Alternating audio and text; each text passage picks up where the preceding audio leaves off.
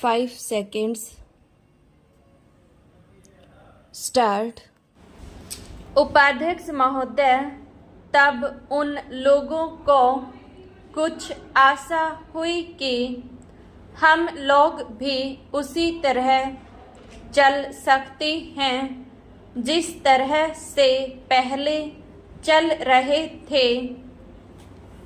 लेकिन अभी हाल में जो चुनाव हुआ उससे देश के धनिकों के मन में बड़ा संदेह पैदा हुआ कि इस चुनाव के बाद उनकी स्थिति वैसी नहीं रहेगी जो अब तक चली आती रही है। गरीबों और अमीरों के बीच में अब तक जो बहुत बड़ा अंतर चला आ रहा था उसको अब तेजी से दूर करने का प्रयत्न किया जाएगा। श्रीमान, मैं आपका बहुत ही आभारी हूँ जो आपने सदन में चालू वर्ष के बजट पर अपने विचार प्रकट करने का अवसर दिया है। मैं इस बजट का समर्थन करना चाहता हूँ।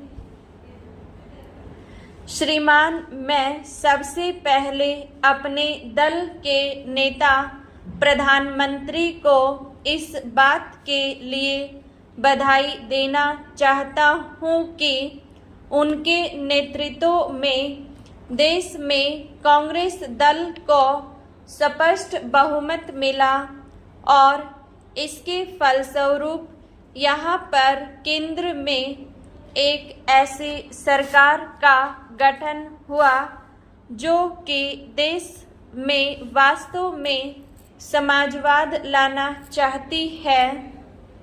मैं वित्त मंत्री जी को इस बात के लिए बधाई देना चाहता हूँ कि लोकसभा के मध्यावधि चुनाव में जनता द्वारा कांग्रेस दल का जो आदेश दिया गया था उन्हें स्मरण है और वह तन मन धन से उसका पालन करना चाहती हैं।